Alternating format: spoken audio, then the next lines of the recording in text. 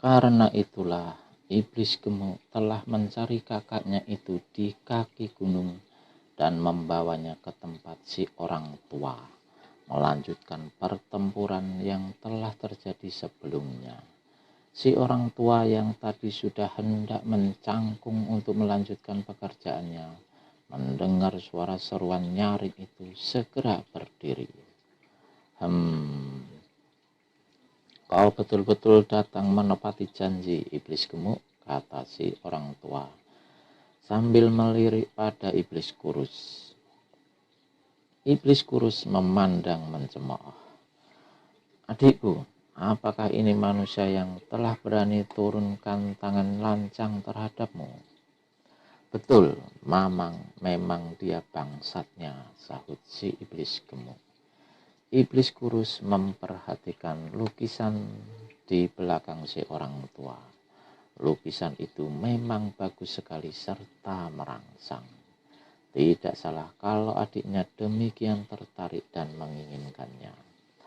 Manusia kurus cacingan macam ini saja kau tidak sanggup menghadapi. Betul-betul membuat nama besarku menjadi luntur. Si orang tua tertawa dingin.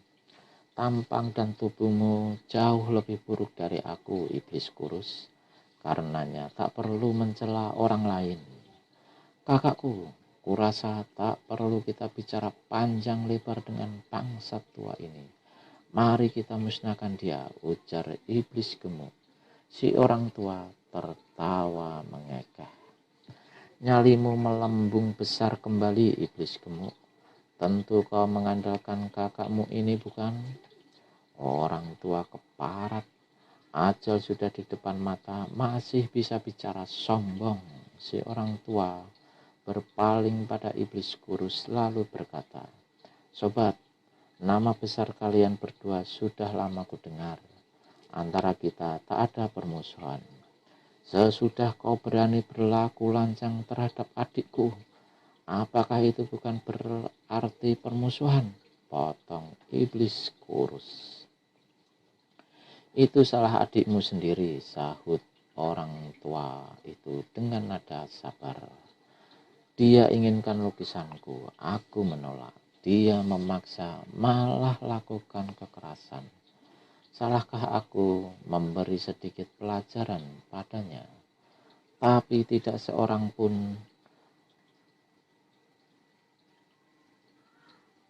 yang boleh turun tangan seenaknya terhadap dua iblis dari selatan. Tukas iblis gemuk, si orang tua tertawa mengejek. Sifat manusia memang banyak yang aneh, katanya. Ingin menggebuk orang lain, tapi digebuk tidak mau. Iblis kurus rangkapkan tangan di muka dada. Orang tua, sebaiknya kau serahkan saja lukisan itu pada adikku. Niscaya kami dua iblis dari selatan tidak akan bikin urusan menjadi panjang.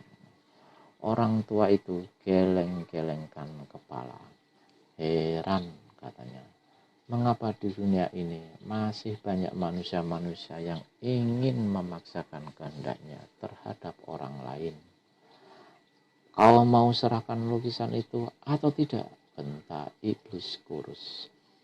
Kalau begitu, lekas terangkan namamu. Aku tidak pernah membunuh manusia tanpa tahu nama atau julukannya, sekalipun manusia tak berguna macam kau.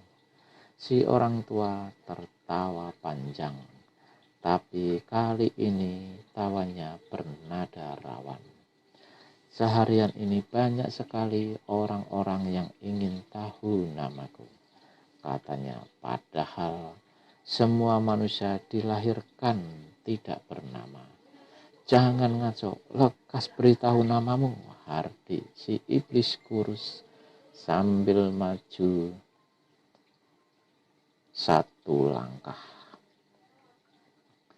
Sebagai jawaban, maka kali ini orang tua aneh itu keluarkan serangkaian nyanyian. Puluhan tahun mengembara, tiada berumah, tiada bertempat tinggal. 8 penjuru angin penuh dengan keindahan. Bukankah pekerjaan baik melukis segala yang indah? Mendengar suara nyanyian itu, terkejutlah dua iblis dari selatan. Mereka saling pandang sejenak. Jadi rupanya kaulah si pelukis aneh yang selama ini malang melintang dalam dunia persilatan, ujar iblis kurus.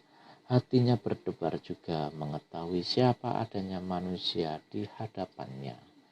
Tapi dia tidak takut. Si orang tua yang memang si pelukis aneh adanya mengusap-usap dagunya. Sungguh tiada diduga hari ini dua iblis dari selatan akan berhadapan dengan si pelukis aneh. Akan pasrahkan jiwanya di tanganku. Si pelukis aneh tertawa panjang-panjang. Rupanya hari ini aku terpaksa mencabut pantangan membunuh yang sejak lama kulakukan. Orang lain hendaki jiwaku, mana mungkin aku berpangku tangan. Bagus, sekarang terima jurus pertama ini, kunyuk tua, teriak iblis kurus, dan dengan serta-merta menyerang ke depan.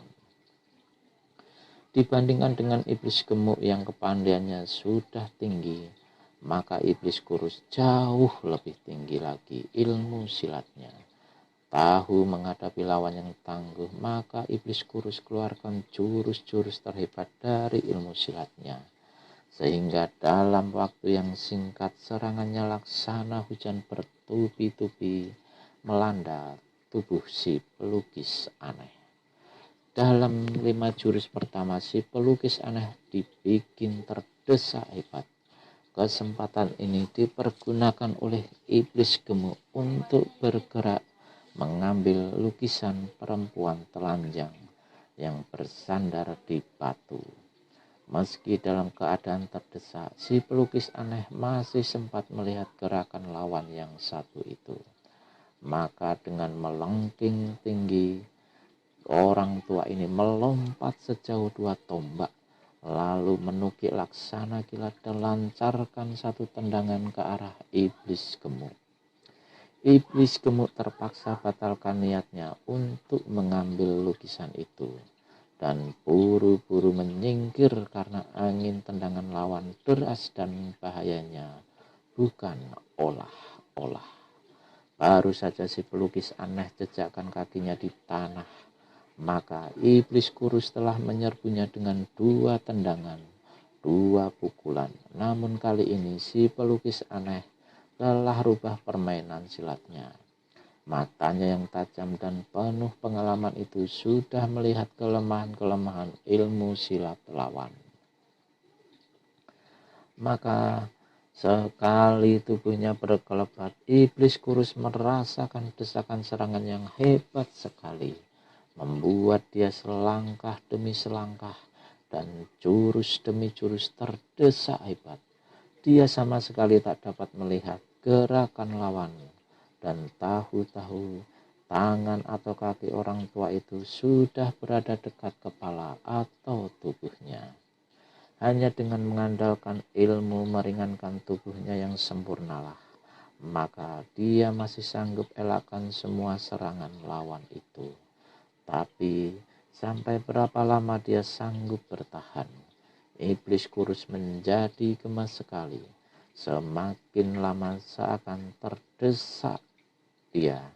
Gerakan lawan yang campur aduk tak bisa dilihatnya mengacaukan serangan serta jurus-jurus pertahanannya yang lihai. Iblis kurus keluarkan keringat dingin sewaktu dirinya didesak hebat ke tepi jurang. Setiap dicobanya untuk melompat ke samping, selalu dia berhadapan dengan tendangan-tendangan atau jotosan lawan yang menyambar di muka hidungnya, hingga dia terpaksa membatalkan niatnya untuk melompat ke samping. Dalam pada itu, detik demi detik, tepi jurang semakin dekat juga. Dalam jurus pertempuran yang ke-15, Tepi jurang yang terjal itu hanya tinggal beberapa langkah saja di belakangnya. "Gemuk, lekas bantu aku!" teriak si iblis kurus. Mendengar ini, iblis gemuk yang memang sejak tadi sudah punya niat untuk mengeroyok si orang tua yang sebelumnya telah menghajarnya, segera cabut senjata dari balik pakaian. Senjatanya ini berbentuk pedang, tapi bergerigi seperti gergaji. Karena senjata ini ditimpa dan dilapisi emas murni, maka sinar kuning kelihatan menderu sewaktu pedang itu membabat ke arah punggung si pelukis aneh. Si pelukis aneh yang tengah mendesak gencar iblis kurus menjadi terkejut sewaktu merasakan sambaran angin yang deras datang menerpanya dari belakang. Didahului dengan satu lampian tangan kanannya yang mendatangkan angin keras, maka si pelukis aneh dengan cepat memutar badan menghadapi serangan pedang berbentuk gergaji di tangan iblis gemuk. Kesempatan ini dipergunakan oleh iblis kurus untuk melompat ke samping menjauhi tepi jurang batu, lalu dengan cepat mencabut pula senjatanya yang bentuknya sama dengan yang di tangan si iblis gemuk. Melihat pengeroyokan curang ini, Wiro Sableng menjadi penasaran. Segera dia hendak melompat dari atas puncak batu untuk membantu si orang tua. Tapi tindakannya tak jadi dilakukan karena pada saat itu dilihatnya si kakek telah berkelebat dan kini di tangannya memegang pelepah pisang yang berdaun lebar, di mana sebelumnya dia meletakkan cairan-cairan aneka warna yang dipergunakan untuk melukis. Dengan mempergunakan benda ini sebagai senjata, maka si orang tua menghadapi kedua lawannya dengan hebat luar biasa.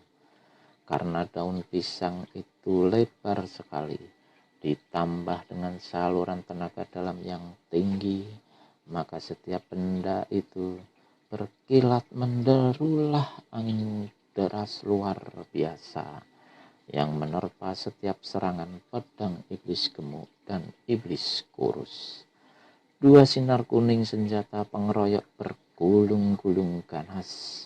Agaknya dua iblis dari selatan itu mulai mengeluarkan jurus-jurus terlihai dari ilmu pedang mereka. Bagus, bagus, keluarkan seluruh kepandaianmu, aku mau lihat, seru si pelukis aneh. Daun pisang di tangannya bergerak kian kemari melumpuhkan sama sekali setiap jurus serangan yang dilancarkan, yang membuat Wiro Sableng jadi leletkan lidah karena tak sekalipun pedang-pedang di tangan lawan sanggup membuat satu goresan pada daun pisang. Dan yang paling luar biasa ialah meski digerakkan demikian cepatnya dan dipergunakan sebagai senjata, namun cairan-cairan aneka warna yang ada di daun pisang itu tidak satu tetes pun yang tumpah atau meleleh. Benar-benar luar biasa kehebatan si pelukis aneh. Dalam mengagumi kehebatan orang tua itu, tiba-tiba terdengar pekikan setinggi langit. Ternyata daun pisang di tangan pelukis aneh telah menerpa dada iblis kurus.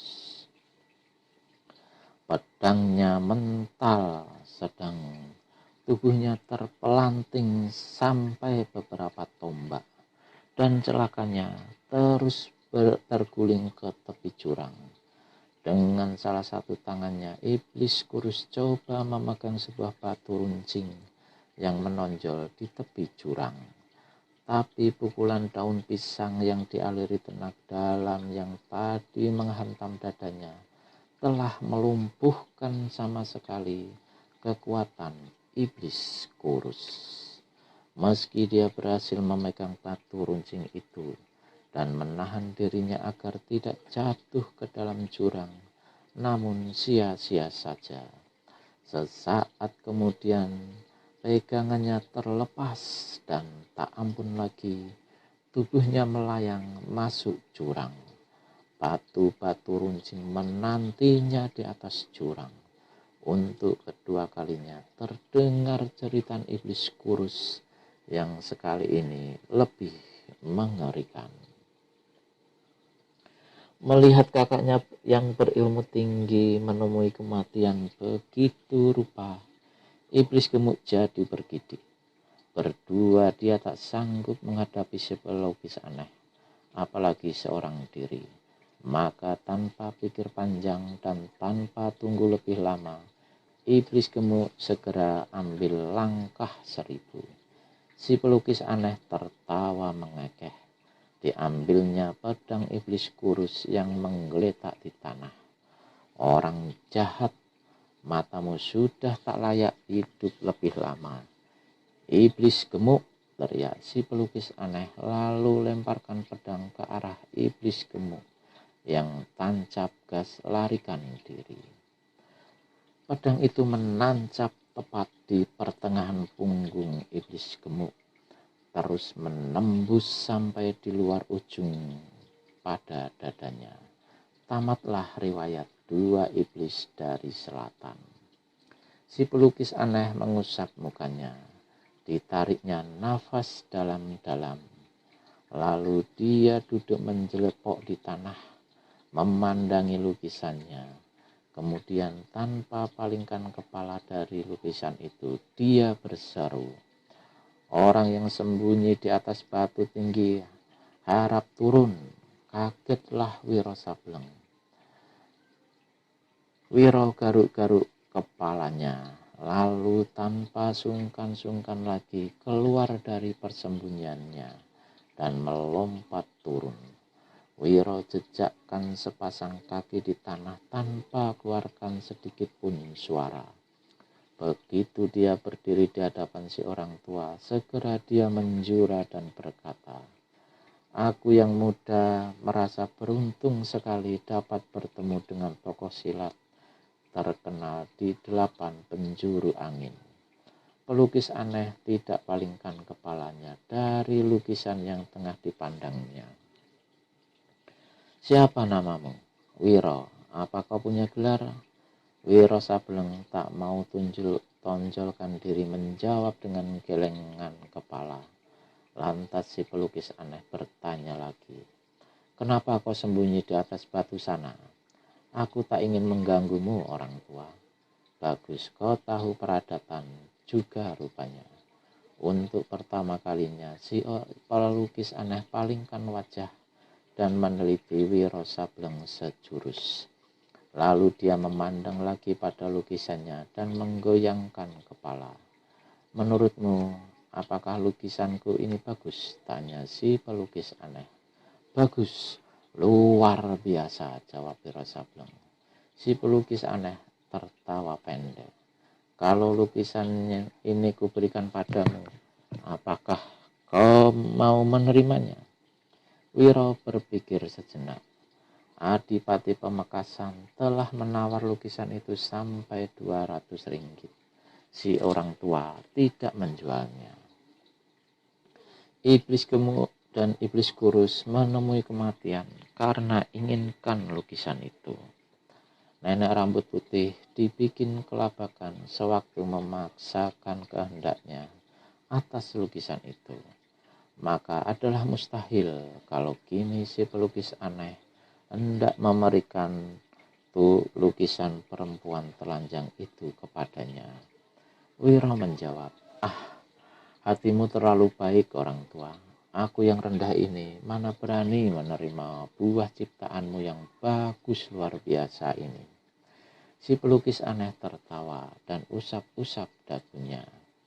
"Manusia kerap kali tertipu oleh pandangan matanya," berkata si pelukis aneh. "Apa yang kelihatan bagus itu belum tentu betul-betul bagus. Bukankah begitu?" Wiro anggukkan kepala. Kau mengangguk, tapi apa kau bisa beri aku satu contoh daripada sesuatu yang kelihatan bagus, namun nyatanya buruk? Pertanyaan si orang tua yang tiada terduga membuat Wiro Sableng jadi garuk-garuk kepalanya.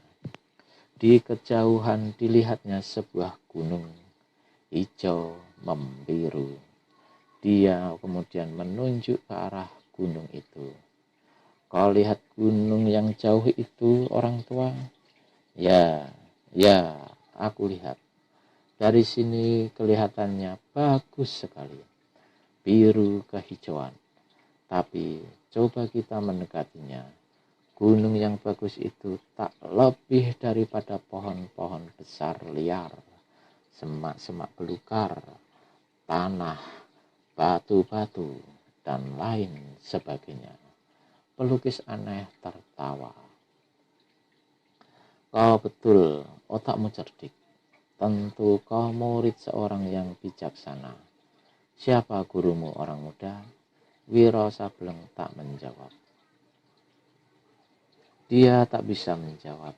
Dia tahu betul kalau gurunya yang Sinto Gendeng akan marah sekali bila namanya digembar-gembor di luaran. Maka akhirnya pemuda ini menjawab dengan senyum-senyum. Pengalaman adalah guru yang paling baik dan bijaksana bagi setiap manusia. Si pelukis aneh kerenyitkan kening dan menatap paras si pemuda lekat-lekat. Sesaat kemudian mengumandanglah suara tertawa orang tua ini di seantero lamping gunung dan jurang batu. Tong kosong selalu berbunyi nyaring. Tong penuh tak akan mengeluarkan suara nyaring. Orang berilmu tinggi akan bersikap rendah bijaksana. Orang berilmu sedikit sering jual tampang, jual pamer, dan bermulut besar. Kuharap bocah itu kelak akan mempunyai sifat macammu, Wiro. Telah 2 kali dengan ini si orang tua menyebut bocah. Maka bertanyalah Wiro, pelukis aneh, siapa yang kau maksud dengan bocah itu? Calon muridku, jawab si pelukis aneh. Kemudian ditelitinya lukisan di hadapannya. Wiro memperhatikan pula dengan seksama. Lukisan perempuan telanjang itu betul-betul bagus, luar biasa. Betul-betul seperti melihat manusia hidup di depan mata. Memandang lama-lama, Wiro Sableng menjadi jengah juga. Tadi kulihat Adipati Pamekasan hendak membeli lukisanmu ini sampai 200 ringgit. Kenapa kau tidak menjualnya? Tanya Wiro. Si pelukis aneh tertawa. Bacalah tulisan di sudut kanan bawah, katanya. Wiro Sableng baru ingat pada tulisan itu. Tadi waktu memandang lukisan, matanya hanya terpaku pada tubuh telanjang si perempuan cantik saja. Kini diperhatikannya bagian yang dikatakan si orang tua. Pada sudut bawah sebelah kanan lukisan terdapat tulisan berbunyi. Lukisan ini kuwariskan kepada calon muridku, Wira Prakarsa. Wiro manggut-manggut. Calon muridmu itu di mana sekarang? Tentu saja di rumahnya, sahut si pelukis aneh. Umurnya baru 10 tahun. Kelak pada umur 12 tahun, baru dia aku ambil jadi murid. Lalu apa perlu lukisan perempuan telanjang ini hendak kau serahkan padanya? Tanya Wiro tak mengerti. Ah, itu satu hal yang aku tak bisa terangkan, orang muda. Wiro maklum, tentu ada apa-apanya. Namun demikian, Wiro berkata pula, begitu selesai, apakah lukisan ini akan kau berikan pada calon muridmu itu?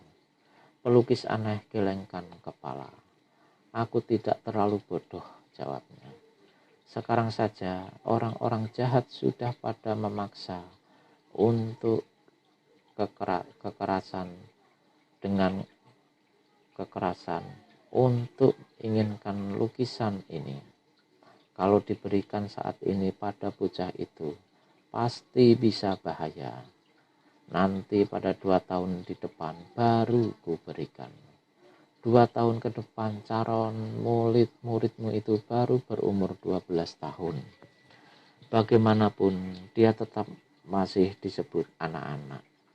Apakah memberikan lukisan yang begini macam kepadanya bukan merupakan satu hal yang tidak pada tempatnya? Pelukis aneh tertawa. Aku sudah bilang, segala sesuatu yang bagus itu seringkali menipu kita. Dan di dalam 1001 keanehan dunia, kita manusia ini tahu apa. Wiro maklum kalau si orang tua adalah seorang yang pandai dan bijaksana. Di samping itu mempunyai sifat aneh, sehingga tak salah kalau dunia persilatan memberi gelar si pelukis aneh kepadanya. Wiro, berkata pelukis aneh, kalau aku tak salah raba, agaknya kau tengah dalam satu perjalanan atau pengembaraan. Tengah menuju kemana kau sebetulnya? Wiro Sableng merasa bimbang untuk mengatakannya. Terus terang bahwa sesungguhnya saat itu dia tengah menuju Goa Belerang untuk menemui Kiai Bangkalan. Maka Wiro menjawab, manusia macamku ini berjalan hanya sepembawa kaki saja, orang tua. Setelah bicara beberapa lamanya, akhirnya Wiro Sableng minta diri dan meneruskan perjalanan. Sampai di kaki gunung, matahari bersinar semakin terik. Tanpa pedulikan keterikan yang membakar jagat itu, Wiro Sableng teruskan perjalanannya dengan mempergunakan ilmu lari cepatnya dan sambil bersiul-siul. Ketika dia berada di sebuah kaki bukit, mendadak di puncak bukit dilihatnya 2 titik kuning laksana bintang malam bergerak cepat ke arah selatan. Wiro hentikan larinya guna dapat meneliti lebih jelas.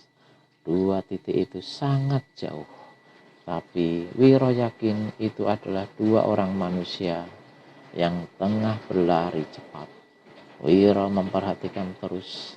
2 titik kuning itu menuruni bukit di sebelah selatan, terus laksana terbang menuju ke daerah berbatu-batu, dan terus lagi ke pegunungan di mana sebelumnya Wiro berada. Akhirnya 2 titik kuning itu lenyap di batas pemandangan Wiro Sableng. Begitu Wiro ingat akan si pelukis aneh yang ditemuinya di lamping gunung itu, mendadak hatinya menjadi berdesir. Lebih cepat kalau dikatakan berdebar. 2 titik kuning itu pasti 2 orang berkepandaian tinggi yang mempergunakan ilmu lari cepat, dan keduanya mungkin pula orang-orang jahat yang sengaja pergi ke gunung itu untuk melakukan perbuatan yang tidak baik terhadap si pelukis aneh. Wiro merutuki dirinya sendiri karena sampai berpikir begitu jauh. Diputarnya badannya untuk melanjutkan perjalanan, namun langkah yang dibuatnya tertahan oleh rasa kebimbangan. Akhirnya Wiro membalikkan diri lalu berlari cepat ke jurusan selatan. 2 kali peminuman teh baru Wiro Sableng sampai ke tikungan jalan di lamping gunung. Dan betapa terkejutnya Wiro begitu dia sampai di tempat itu. Larinya dengan serta-merta terhenti. Sepasang kakinya laksana dipakukan ke bumi. Matanya menyipit, dada menggemuruh, kedua tinju terkepal, sedang rahang terkatup rapat-rapat. Terkutuk, desis Wiro. Dia berlutut di hadapan tubuh si pelukis aneh yang menggeletak di tikungan jalan. Tubuh orang tua ini mengerikan sekali. Mulai dari kepala sampai ke kaki ditancapi oleh puluhan paku berwarna kuning yang terbuat dari besi berlapiskan emas. Benda-benda yang merupakan senjata rahasia hebat ini pastilah mengandung racun yang luar biasa jahatnya. Karena saat itu Wiro melihat tubuh si pelukis aneh berada dalam keadaan gembung membiru. Yang mengerikan ialah apa yang tercengkeram di tangan kanan si pelukis aneh yang sudah tak bernyawa itu.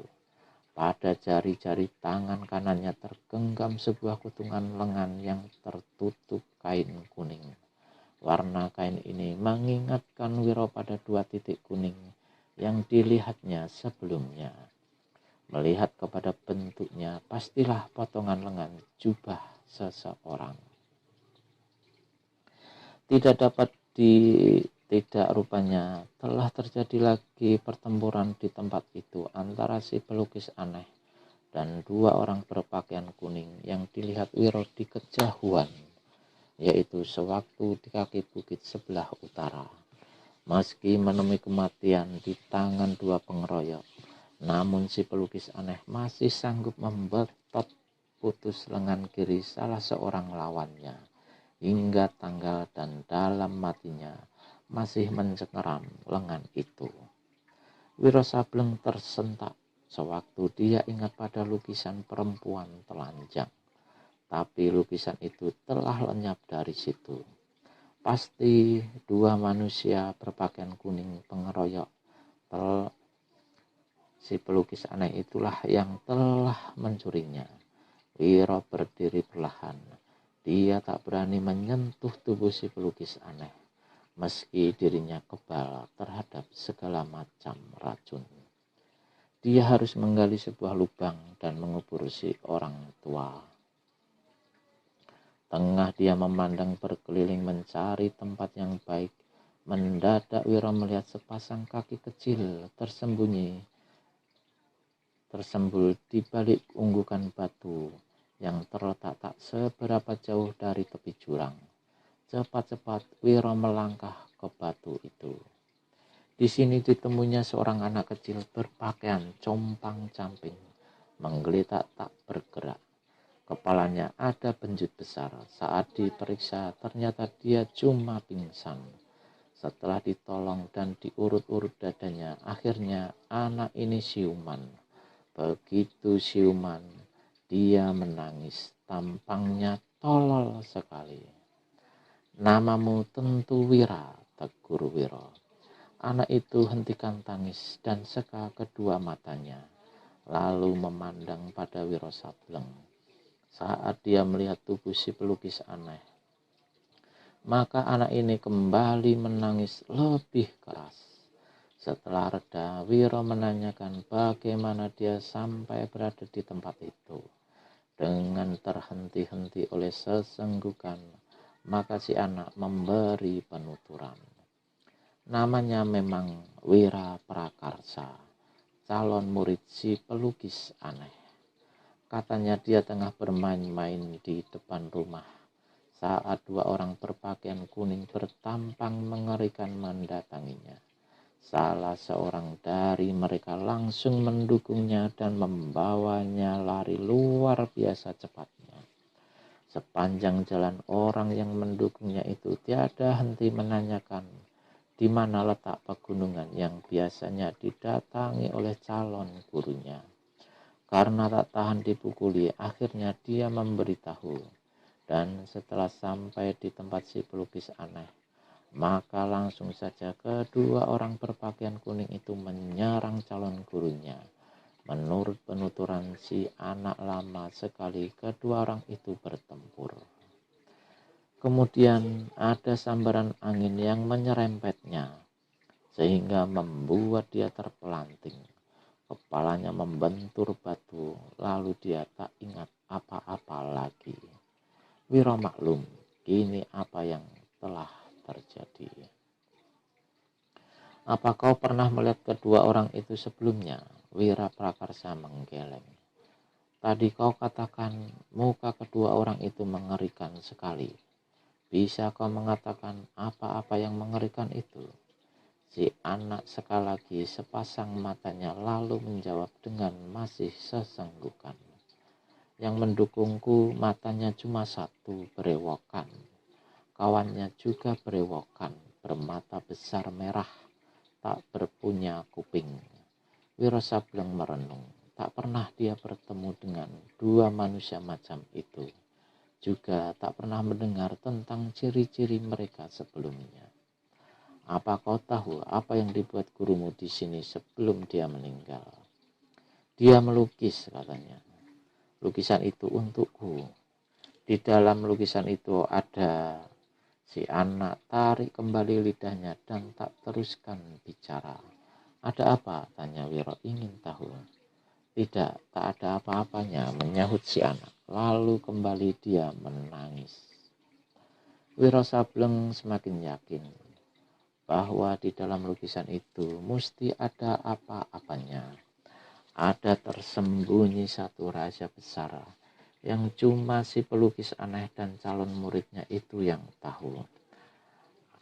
Apakah beberapa tokoh silat tahu rahasia itu sehingga mereka menginginkan lukisan tersebut? Ataukah cuma tertarik pada kebagusan lukisan perempuan bertelanjang itu belaka? Tapi agaknya dua manusia berpakaian kuning yang telah membunuh si pelukis aneh bukan cuma tertarik pada kebagusan lukisan. Mungkin sekali mereka telah mengetahui rahasia apa yang terkandung dalam lukisan itu. Setelah menggali sebuah lubang besar dan mengubur si pelukis aneh, maka Wiro Sableng mendukung Wira Prakarsa, lalu membawanya berlari pulang ke rumahnya. Ternyata anak ini adalah anak seorang petani miskin yang saat itu masih belum kembali dari ladangnya. Wira, kata Wiro sambil pegang kepala si anak, karena pemilik sah lukisan itu adalah kau, maka aku akan mencarinya sampai dapat dan mengembalikannya padamu. Anak itu manggut-manggut dengan tampangnya yang tolol. Saat meninggalkan si anak, Wiro tak habis pikir bagaimana si pelukis aneh telah memilih anak yang begitu tolol untuk calon muridnya. Tapi bila dia ingat pula bahwa dia sendiri dulunya adalah seorang anak yang tolol, geblek, maka segala pikiran yang bukan-bukan tentang si pelukis aneh maupun anak tadi segera lenyap. Kalau dia tolol karena dia masih anak-anak, ujar Wiro dalam hati. Aku yang sudah dedengkot begini, rupanya masih Sableng, masih mending anak itu. 1 bulan kemudian, dunia persilatan dilanda kehebohan. Tokoh-tokoh silat terkenal dari 8 penjuru angin dan partai-partai persilatan berusaha keras untuk mendapatkan sebuah lukisan telanjang yang mengandung rahasia besar. Siapa yang berhasil mendapatkan lukisan itu dan memecahkan rahasia yang tersembunyi pasti akan sangat beruntung, karena di dalam lukisan itu terkandung semacam ilmu silat dan ilmu kesaktian yang hebat, luar biasa dan sukar dicari tandingannya di 8 penjuru angin. Mula-mula lukisan itu jatuh ke tangan sepasang elmaut kuning, lalu berpindah kembali jatuh ke tangan sepasang elmaut kuning, dan dalam kabarnya kembali dalam tempo 1 bulan itu telah belasan tokoh silat menjadi korban. Satu partai besar hancur lebur, semua gara-gara lukisan perempuan telanjang yang mengandung rahasia besar itu.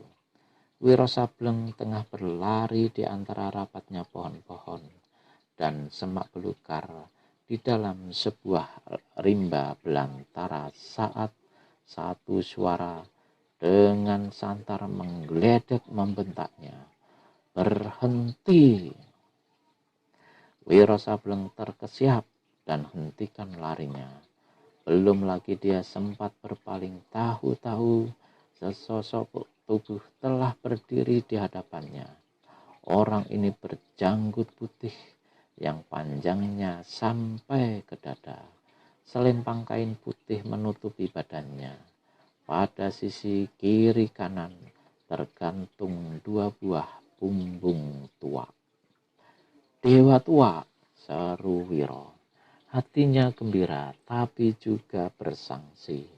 Manusia di hadapannya kelihatan tambah tua dari dulu pertama sekali ditemuinya. Tapi meski demikian masih tetap tegap kuat. Wiro Sableng menjura dalam-dalam.